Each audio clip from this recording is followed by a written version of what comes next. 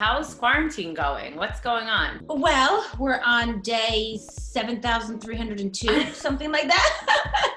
We got into a routine very quickly, and you kind of have to, I think, with two little toddlers around. I'm cooking a lot. I like to cook. People don't know that, but I'm actually a very good cook. My mother is an exceptional cook, and I grew up with a mother that put a homemade meal on the table every single night. Phoenix loves to bake, so, we do those cooking shows, and then of course, I'm like midnight going downstairs looking for the cookies that we baked that day. It's really bad.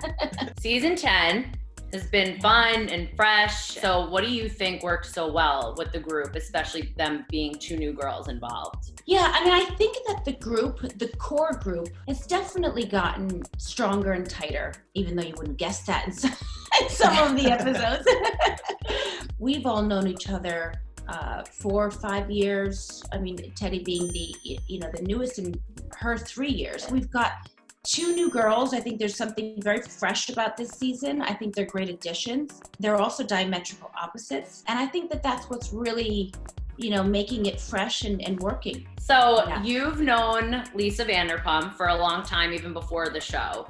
How has this season been so far without her? As far as the season goes, none of us really knew what to expect because Lisa's always been on the show. She's one of the originals. But you start filming and it just sort of goes and it happens. And I don't think there was really time to kind of feel her absence, if you will. So it just felt very natural. I think that, none of us probably thought it would have been that sort of easy of a transition, but it really was.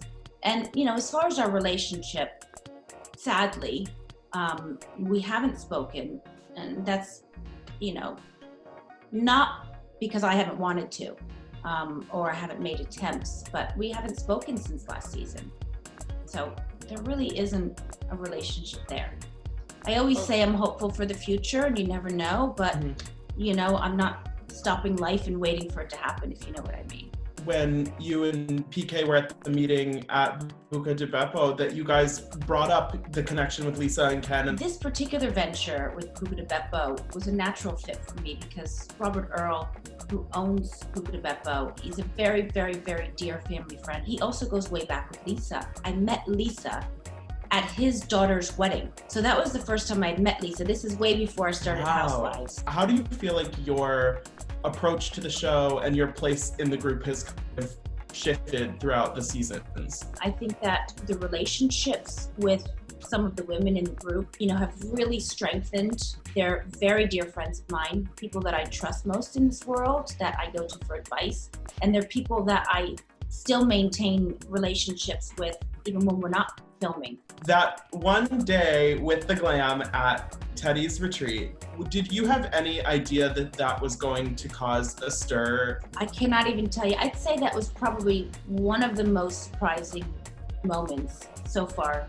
I was going to come after lunch. That was always the plan. I'd said that from the beginning. I had no idea that the girls had traveled together in the morning. Nobody had asked me. I came when I said I was going to come. So I never expected to be bombarded, being called that I came late and I was glam and the way I never in a million years expected that. I take a lot of, pride in the way I look. It's not for everybody. No one is saying this is right, that's right, this is wrong.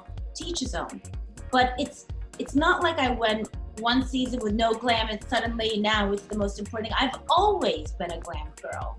It's just something that I do when I like to, and I was wearing my Beverly Beach leggings.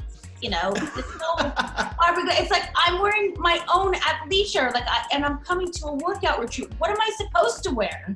Honestly, watching it, I think going from Encino to Laguna is enough of a gesture just by itself. Thank you. And what they don't show is that I was actually there till 10 o'clock at night and came at noon.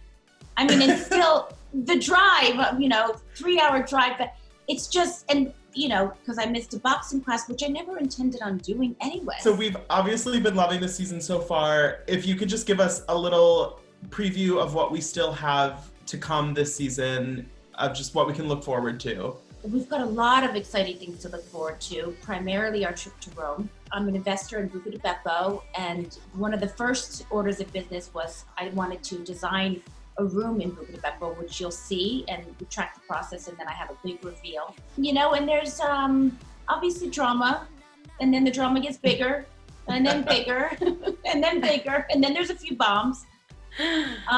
So yeah, there's a lot to look forward to this season to come. Well, Dorit, thank you so much for joining us. This has been so fun. Stay safe, stay well, guys. Thanks for everything.